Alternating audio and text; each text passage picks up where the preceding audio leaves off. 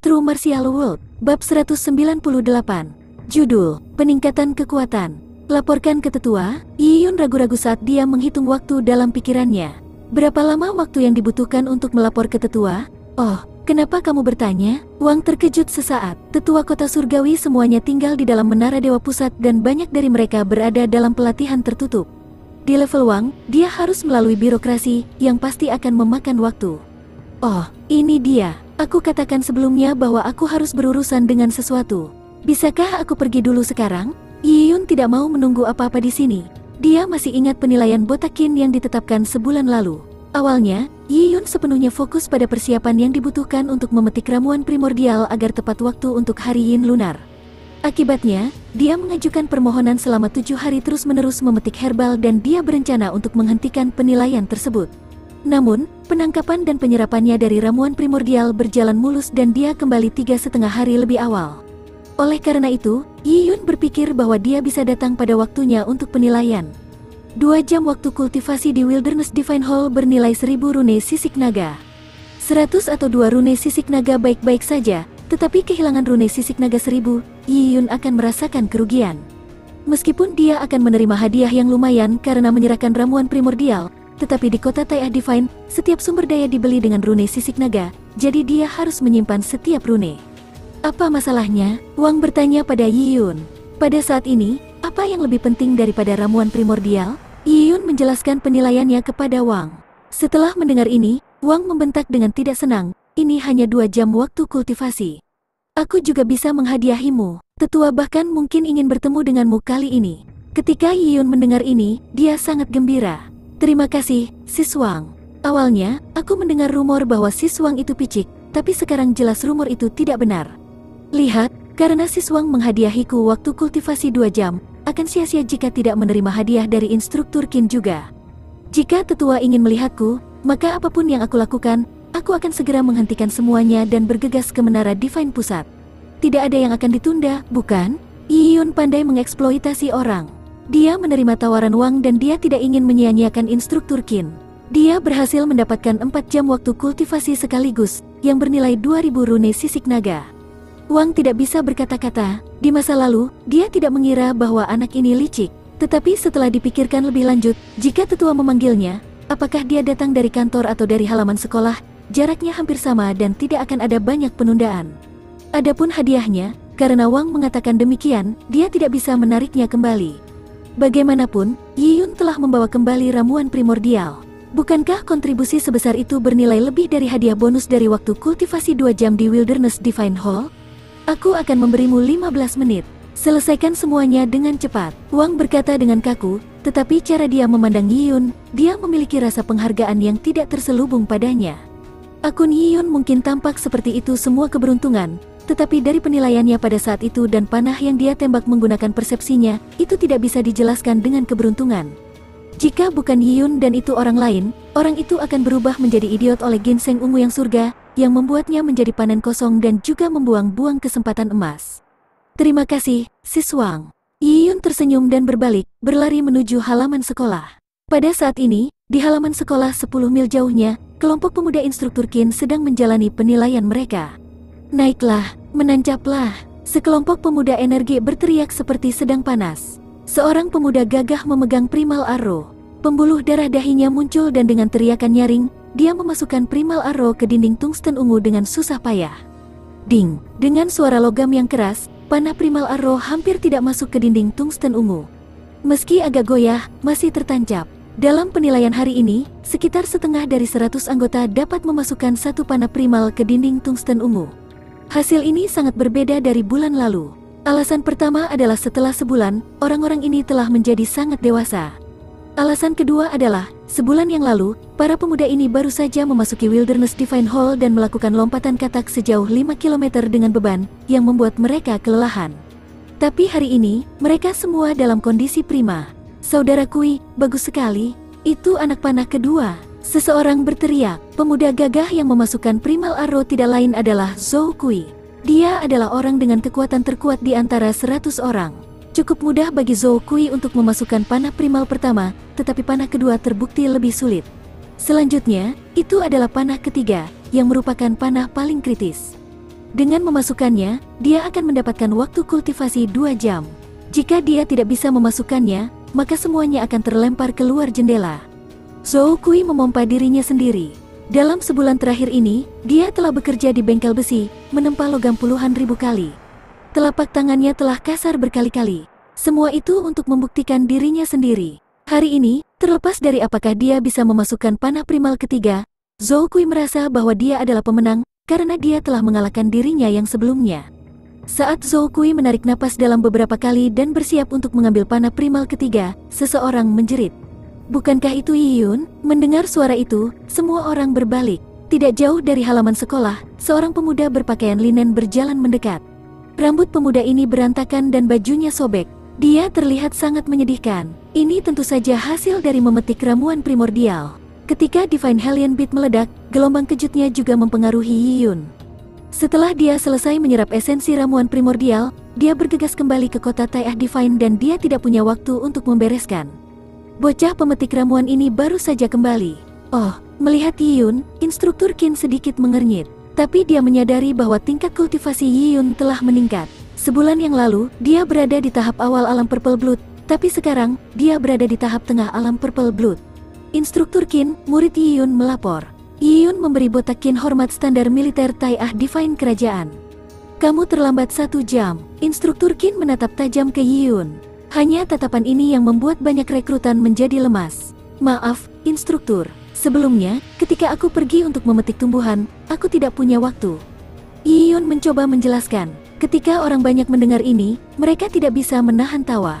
Ditunda dengan memetik herbal. Yi Yun ini telah mengabdikan masa muda dan hidupnya untuk memetik tumbuhan. Ini mungkin pengejaran hidupnya. Mereka tidak bisa mengerti. Pekerjaan memetik ramuan ini dilakukan oleh wanita. Mengapa Yi Yun begitu antusias? Hehe, Yi Yun, kamu datang tepat waktu. Ayo berkompetisi lagi hari ini. Aku sudah memasukkan 2 panah primal. Ini akan menjadi panah ketigaku. Melihat Yi Yun muncul, Zhou Kui menjilat bibirnya. Zhou Kui sangat kecewa karena tidak melihat Yi Yun hari ini. Kekuatannya meningkat dan kemampuannya meningkat. Semua ini untuk membuktikan dirinya. Dan Yi Yun adalah lawan terbaik. Sebulan lalu, dia dirusak oleh Yi Yun. Hari ini, dia ingin melampaui Yi Yun dan mendapatkan kembali wajahnya. Tanpa Yi Yun, dia merasa seperti telah meninju kapas. Itu, instruktur Qin, aku baru saja tiba sekarang. Apakah aku masih dapat mengikuti penilaian? Yi Yun bertanya dengan lemah, menunggu instruksi botak Qin. Karena dia sangat terlambat, botak Qin memiliki hak untuk mendiskualifikasi dia dari penilaian. Botak Qin mendengus kembali dengan dingin, pergilah. Jangan lupa untuk apa kamu datang ke kota surgawi Tai'ah. Qin botak mengingatkan Yi Yun lagi untuk tidak merusak kultivasinya untuk pekerjaan yang tidak berarti. Dia benar-benar tidak mengerti mengapa Yi Yun sangat suka memetik tumbuhan. Haha, ayo, orang yang paling bersemangat adalah Zhou Kui. Bagaimana dengan itu? Kamu pasti mendapat cukup banyak dari memetik ramuan senilai sebulan. Aku mendengar kamu bahkan melamar selama 7 hari terus-menerus memetik ramuan. Kenapa kamu kembali lebih awal? Zhou Kui tersenyum pada Yi Yun. Lengannya disilangkan di depan dada dan dia dengan santai bersandar pada Primal Arrow. Primal Arrow ini adalah salah satu dari 2 yang dia masukkan. Dia telah memasukkan 2 panah primal. Salah satunya dengan kuat dimasukkan ke dalam dinding tungsten ungu, tetapi yang lainnya tidak sekuat itu. Ujung lain dari batang panah itu perlahan turun ke bawah. Meski begitu, ini adalah hasil yang bisa dibanggakan. Zhou Kui adalah satu-satunya orang di antara 100 orang yang mampu memasukkan panah primal kedua. Karena mendapat panen yang lumayan bagus, aku pulang lebih awal. Kata Yi Yun sederhana. Panen? Kamu mendapat banyak panen saat memetik tumbuhan? Hehe. Zhou Kui menganggapnya lucu. Bisakah memetik beberapa tumbuhan dianggap cukup bagus? Apa yang membuat kita bahagia? Yi Yun, kamu memetik tumbuhan selama sebulan. Jadi tidak adil bersaing denganmu. Tetapi karena itu pilihanmu, kamu tidak bisa menyalahkan orang lain. Hari ini, aku akan menunjukkan kepadamu apa itu panen yang sesungguhnya. Zhou Kui mengepalkan tinjunya. Dalam sebulan terakhir ini, dia mengalami banyak lecet di tangannya. Darahnya bercampur dengan keringat. Memegang palu tempa panas melalui beberapa kain, rasa sakitnya menyiksa. Meskipun itu berkesan bagi Zhou Kui, itu juga membuatnya melonjak bangga. Ini adalah kehidupan seorang pria, bukan? Bagaimana gaya hidup wanita memetik herbal dibandingkan dengan gaya hidupnya? Tapi Yi Yun berkata, kamu tidak perlu melakukannya. Aku akan melakukannya denganmu. Aku sedang terburu-buru dan seseorang mungkin akan mencariku sebentar lagi. Saat Yiyun mengatakan ini, dia berdiri di depan kotak logam besar yang berisi panah primal. Nadanya biasa saja, tapi nada ini membuat Zhou Kui mengerutkan kening. Dia tidak bahagia. Sepertinya Yiyun bahkan tidak terlalu peduli dengan penilaian ini. Anak ini, kamu pikir kamu siapa? Dan ada orang lain yang ingin bertemu dengannya. Siapa itu? Anak obat lain yang dia pilih dengan ramuan? Dia yakin telah berubah menjadi selebriti dan dia cukup sibuk. Zhou Kui menggosok pergelangan tangannya. Dia menarik napas dalam-dalam dan membungkukkan punggungnya. Dia memeluk Primal Arrow ketiga. Hari ini, aku akan menunjukkan kepadamu hasil dari pelatihan seperti iblis yang melelahkan yang aku alami dari menempa logam. Zhou Kui bersikap tegas dalam menunggang kuda. Kedua kakinya menjejak tanah dengan kuat.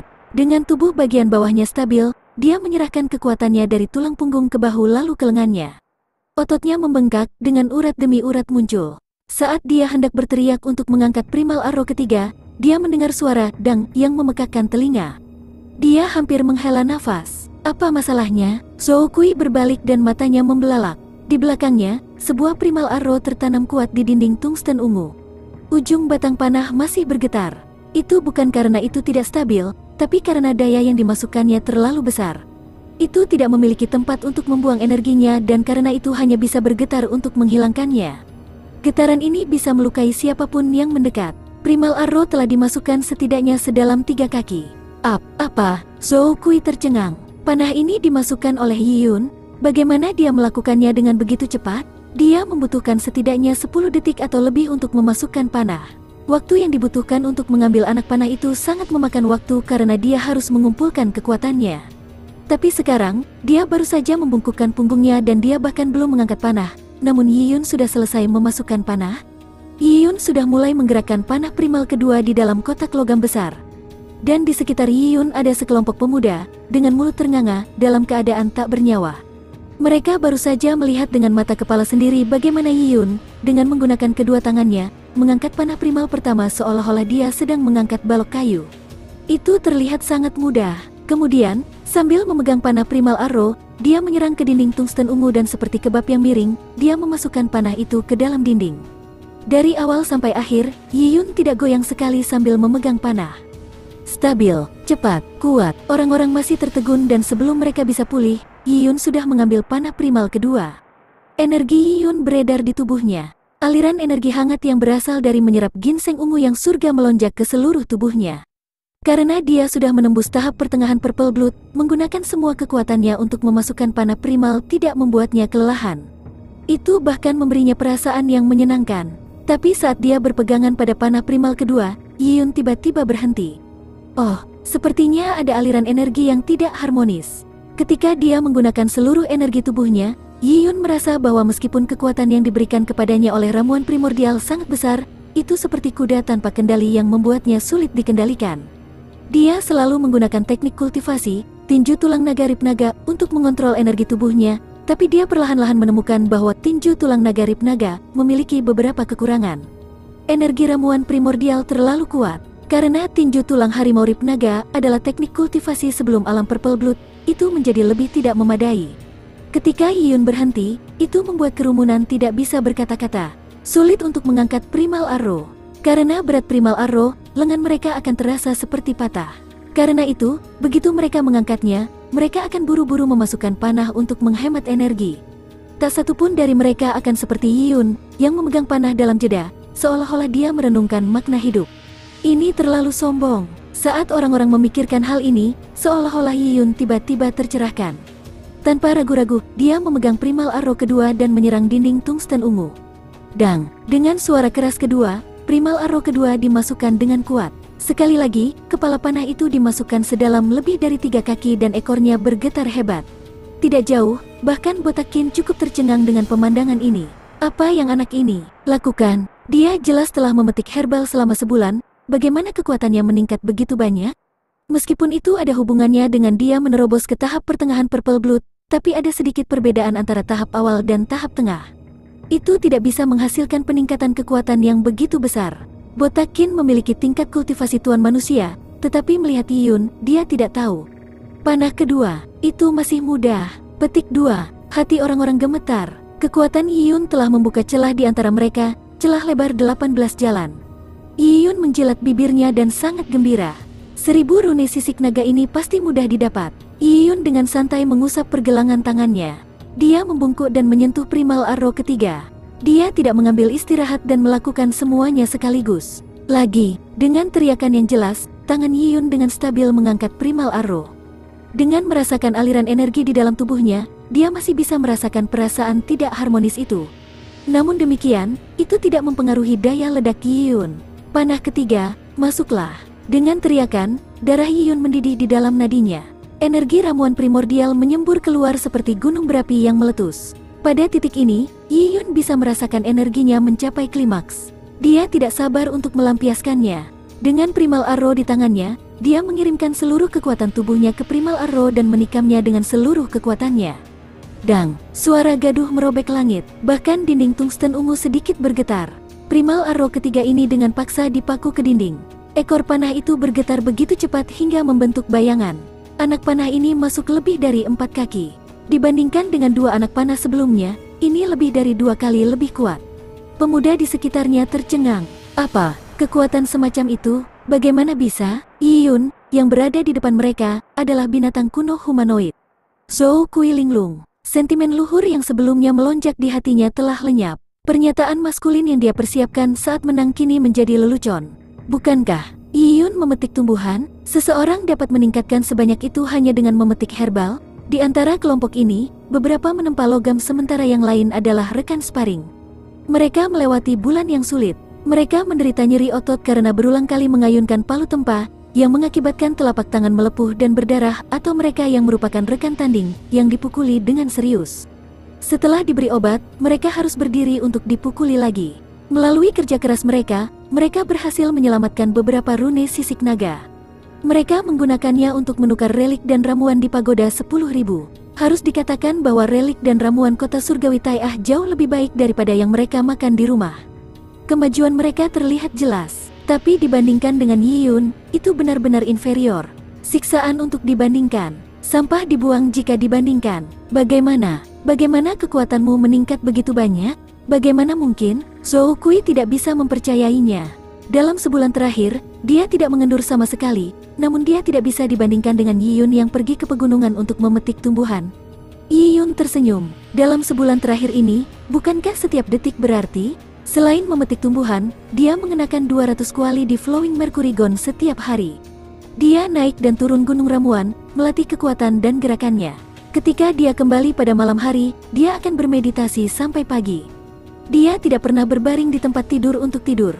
Di kota surgawi Tai'ah, tidur terlalu berlebihan. Dengan menggantinya dengan meditasi, dia juga bisa perlahan-lahan meningkatkan tingkat kultivasinya sambil beristirahat. Dan karena menangkap ramuan primordial, Yiyun harus menggunakan semua triknya dan dia mengalami bahaya besar.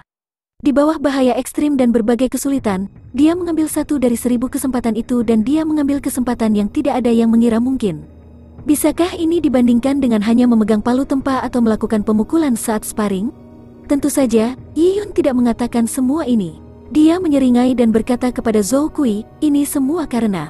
Yiyun mengutarakan kata-katanya untuk membangkitkan nafsu makan orang, sebelum akhirnya mengucapkan 3 kata. Karena beruntung. Zhou Kui hampir muntah darah karena marah. Dia merasa Yiyun menggodanya. Kerja keras yang mereka lakukan selama sebulan penuh telah diubah oleh penyebutan keberuntungan Yiyun. Zhou Kui sangat marah. Dia mengabaikan jarak kekuatan antara dia dan Yiyun dan berkata terus terang, berhenti menyikatku. Apa yang kamu maksud dengan keberuntungan? Kamu baru saja memetik tumbuhan, itu adalah pekerjaan yang diperuntukkan bagi wanita. Dengan melakukan kesalahan sepanjang hari, bagaimana kamu bisa tumbuh dalam kekuatan? Atau tumbuh di tingkat kultivasi? Apa yang kamu... Sebelum Zhou Kui menyelesaikan kata-katanya, sekelompok pria berjubah hitam tiba-tiba berjalan dari tepi lapangan sekolah. Orang-orang ini berpakaian aneh. Mereka memiliki perasaan misterius bagi mereka. Langkah santai mereka tampak lambat, tetapi jarak di antara kaki mereka tampak berkontraksi. Dalam beberapa langkah, mereka telah mencapai tengah halaman sekolah. Di antara mereka adalah Wang dari kantor pemetik ramuan. Dia secara mengesankan mengikuti di belakang orang-orang ini. Wang, yang tidak pernah menunjukkan rasa hormat kepada siapapun, sekarang bersikap hormat. Jelas, orang-orang di depan mereka ini penting. Setelah melihat orang-orang ini, bahkan instruktur Qin menjadi serius. Lengan yang dia pegang di belakang punggungnya sekarang digantung ke bawah. Master penegak hukum. Botak Qin sedikit membungkuk. Posisinya di kota Taiyah Divine lebih rendah dari orang-orang ini. Penegak hukum, para pemuda yang hadir terkejut. Apa posisi penegak hukum? Meskipun mereka tidak tahu tingkat kultivasi orang-orang berkulit hitam ini, mereka bisa merasakan perasaan menindas dari aura mereka. Dan sikap instruktur Qin dengan jelas menunjukkan bahwa penegak hukum ini adalah orang-orang penting. Banyak pemuda langsung berdiri tegak. Botak Qin juga bingung, mengapa penegak hukum dari Menara Divine Pusat datang ke lapangan sekolah rekrutmen? Seorang pria parubaya yang merupakan pemimpin dari pria berjubah hitam membuka tudung wajahnya, memperlihatkan wajah keriput. Di wajahnya, ada 3 garis sejajar yang membentuk bekas luka yang mencengangkan. Seolah-olah dia telah dicakar oleh cakar binatang buas kuno. Tatapannya menyapu kerumunan pemuda dan dengan tenang bertanya, "Siapa Yiyun?" A True Martial World, Bab 199. Judul, Penatua Jiange. Yiyun, dia mencari Yiyun. Setelah mendengar pria berjubah hitam meminta Yiyun, para pemuda itu terkejut. Mengapa orang penting mencari Yiyun? Meskipun Yiyun luar biasa, dia hanya pemula yang tidak akan menarik perhatian orang-orang penting tersebut. Yiyun melangkah maju. Dia memberi hormat militer kerajaan suci Taiyah kepada penegak hukum. Pria parubaya berjubah hitam mengamati Yiyun, seolah-olah dia mencoba mencari tahu apa yang begitu istimewa tentang pemuda ini. Anak kecil ini benar-benar mengejutkan. Alam Purple Blood tahap menengah berusia 13 tahun. Pria berjubah hitam itu tersenyum dan berkata dengan ringan, "Ikuti kita, tetua ingin melihatmu." Mengatakan itu, pria berjubah hitam itu berbalik untuk pergi. Di belakangnya, Zhou Kui dan sekelompok pemuda lainnya tercengang saat mendengar ini. Apa yang dikatakan pria berjubah hitam itu? Tetua apa? Banyak dari mereka belum pulih dari keterkejutan. Mereka saling berpandangan satu sama lain. Sepertinya, di seluruh kota Taiyah Divine, orang-orang yang memenuhi syarat untuk disebut sebagai tetua hanyalah segelintir orang. Masing-masing adalah pilar dukungan untuk kerajaan surgawi Taiyah dan mereka adalah eksistensi super yang bisa melawan spesies primordial. Mereka ahli Sein. Ahli Sein manusia ingin melihat Yiyun. Mereka kaget, bahkan para pemuda, bahkan Botak Qin pun bingung. Tetua kota surgawi ingin melihat Yiyun? Ini benar-benar luar biasa. Dalam sejarah kota surgawi Taiyah, mungkin tidak ada seorang pun dalam 500 tahun. Botak Qin jelas tahu bahwa alasan Penatua ingin melihat Yiyun jelas bukan karena dia bisa memasukkan beberapa panah primal ke dinding tungsten ungu. 3 panah primal Yiyun memang tidak buruk, tapi itu jelas tidak layak untuk perhatian tetua. Mengabaikan orang-orang seperti Qin Haotian, bahkan anggota baru seperti Qiu Niu bisa menyamai standar Yiyun. Prestasi ini, di mata seorang sage manusia, seperti awan yang lewat, itu benar-benar dapat diabaikan. Lalu, mengapa tetua ingin melihat Yiyun? Instruktur Qin, aku akan pergi sebentar. Untuk hadiah itu, maaf untuk merepotkanmu. Yiyun mengucapkan selamat tinggal pada Botak Qin dan mengikuti pria berjubah hitam itu. Botak Qin masih tertegun dan tidak bereaksi, dia juga tidak bersuara. Di belakang Botak Qin, Zhou Kui dan pemuda lainnya sudah tercengang. Mulut ternganga mereka tidak menutup bahkan ketika Yiyun menghilang dari pandangan mereka. Zhou Kui tiba-tiba teringat bahwa sebelum Yiyun mengangkat panah primal, Yiyun telah menyebutkan bahwa dia sedang terburu-buru karena seseorang mungkin ingin melihatnya sebentar lagi. Pada saat itu, Zhou Kui berpikir bahwa itu adalah obat yang digunakan Yiyun untuk memetik herbal. Tetapi sekarang dia menyadari bahwa orang yang ingin bertemu dengannya adalah tetua kota surgawi Taiyah. Orang yang dengan santai dikatakan Yiyun dia temui sebenarnya adalah tetua kota surgawi Taiyah. Zhou Kui mulai bertanya-tanya apakah dia punya masalah mental. Instruktur Qin, apa yang terjadi? Seseorang bertanya pada Botak Qin, tetapi Botak Qin menggelengkan kepalanya. Dia juga tidak tahu. Dibubarkan. Botak Qin melambaikan tangannya. Agar Yiyun dipanggil oleh tetua, ini jelas merupakan masalah besar di kamp rekrutan. Botak Qin tidak tahu apa yang dilakukan Yiyun yang bisa melibatkan tetua. Dia bersiap untuk bertanya pada Wang sebentar lagi. Dan saat ini, Yiyun sudah mengikuti penegak hukum ke Menara Pusat Divine. Meskipun melihat menara Dewa Pusat yang besar dan megah beberapa kali, Yiyun masih terkejut dengan keagungannya. Itu seperti gunung yang megah. Kapal terbang besar yang terbang masuk dan keluar dari Menara Divine Pusat sekecil serangga terbang dibandingkan dengan itu. Pria berjubah hitam itu berkata, kota surgawi Taiyah memiliki 5 tetua. Satu-satunya pertemuan kamu nanti adalah Penatua Jiange. Penatua Jiange saat ini berada di lab alkimia api bumi di Menara Divine Pusat. Saat pria berjubah hitam itu berbicara, dia membawa Yiyun ke Menara Divine Pusat. Lorong aula itu setinggi 5 lantai, membuat orang-orang yang berjalan melewatinya merasa seperti mereka kecil. Ada lukisan mural besar dan pahatan berbaris di sepanjang kedua sisi lorong dan lantainya terbuat dari ubin datar. Ubin ini berwarna hitam dan sangat cerah sehingga kamu bisa menggunakannya sebagai cermin. Ketika Yiyun menginjak ubin, dia bisa merasakan peredaran darahnya semakin cepat. Ada perasaan samar bahwa darah tubuhnya terhubung ke ubin lantai. Ubin ini, Yiyun tiba-tiba teringat deskripsi Menara Surgawi Pusat dari buku Hutan Belantara Surgawi. Ubin yang digunakan di Menara Dewa Pusat dibuat secara khusus. Ubin ini panjangnya 3 kaki dan 3 inci dan lebar 3 kaki dan 13 inci.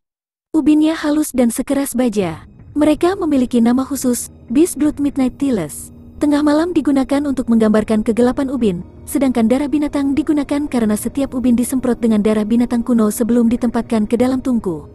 Sulit untuk membayangkan berapa banyak darah binatang kuno yang digunakan untuk membangun Menara Dewa Pusat ini. Ubin yang dipanggang dalam tungku dengan darah binatang akan menyerap kekuatan darah. Dengan pengaturan rumit Master Arai, Menara Divine Pusat menjadi harta yang sangat besar, memungkinkannya untuk mengumpulkan semua surga bumi Yuan Qi dalam jarak 100 mil darinya. Dapat dikatakan bahwa Menara Dewa Pusat dibangun menggunakan kekayaan dan material dalam jumlah yang sangat besar ketika kerajaan surgawi Tai'ah sangat kuat. Ini adalah simbol kerajaan surgawi Tai'ah. Pria berjubah hitam itu mendorong pintu batu yang berat, yang menunjukkan tangga spiral yang mengarah ke bawah di belakangnya. Ikuti aku, pria berjubah hitam itu berkata dan mulai berjalan menuruni tangga spiral. Tangga spiral tidak lebar dan hanya memungkinkan 4-5 orang untuk berjalan naik atau turun pada saat yang bersamaan. Yiyun menebak bahwa ini adalah jalan kecil yang menuju ke bawah tanah. Namun, karena Penatua Jiange tinggal di bawah tanah di Menara Dewa dan bukan di puncak Menara Dewa Pusat, Yiyun kecewa. Yiyun benar-benar ingin melihat tingkat di atas lantai 90 Menara Dewa Pusat. Dia ingin melihat kamar kelas atas yang legendaris. Kamar kelas atas itu misterius dan merupakan kemegahan tertinggi di antara para kultivator di kota surgawi Tai'ah. Mengabaikan kultivator normal, bahkan orang seperti Qin Haotian, yang telah berkultivasi di kota surgawi Tai'ah selama 6 tahun, mungkin tidak memenuhi syarat untuk tinggal di salah satu kamar kelas atas itu. Tangga spiral, yang sepertinya tidak memiliki ujung, memiliki cahaya yang menyala di kedua sisi dinding. Yiyun memperkirakan bahwa dia telah turun beberapa ratus meter sebelum mereka tiba di depan pintu besi. Pintu besi ini diukir dengan segala macam pola yang rumit. Pria berjubah hitam itu berdiri di depan pintu dan membungkuk, "Tetua Jiange, aku telah membawa Yiyun." "Baiklah." Suara teredam dikirim dari pintu besar. Itu tidak memiliki kekuatan apapun, tetapi suaranya tidak menghilang dan terus bergema. Yiyun menahan napas. Dia khawatir tentang bertemu dengan Penatua. Tanpa ada yang mendorong pintu, pintu terbuka dengan sendirinya. Aliran gas panas mengalir ke depan. Panas. Ini adalah perasaan pertama Yiyun. Di depannya adalah lab alkimia api bumi. Sebuah tungku yang terbuat dari kuningan berdiri di tengah aula. Tungku adalah setinggi seseorang, dan di permukaannya ada ukiran bunga, burung, serangga, dan ikan. Di bawah tungku, nyala api hijau menyala. Nyala api ini diam. Nyala api itu stabil dan tidak melompat. Inilah yang disebut Earth Fire. Di ruang bawah tanah Menara Divine Pusat, ada arai api bumi yang dikumpulkan api hutan belantara surgawi oleh Penatua untuk digunakan dalam memurnikan ramuan. Dan di depan tungku berdiri seorang tetua berkemeja hijau. Dia memiliki penampilan yang sangat biasa dan dia sedikit kurus. Karena itu, jubah alkemis hijaunya tampak longgar. Di belakang tetua berkemeja hijau ada pedang. Pedang itu terbungkus kain, hanya memperlihatkan gagangnya yang tidak biasa. Itu membuatnya sulit untuk membayangkan seperti apa pedang itu. Penatua ini sepertinya telah menghabiskan waktu lama di lab alkimia api bumi. Matanya bahkan terlihat lelah, membuatnya terlihat lesu. Sulit membayangkan bahwa lelaki tua yang tampak grogi ini, yang tidak terlihat istimewa, adalah salah satu ahli terkuat di kerajaan surgawi Tai'ah. "Penatua Jiange, aku telah membawa Yiyun ke sini." Setelah pria berjubah hitam itu membungkuk, dia diam-diam mundur dan menutup pintu.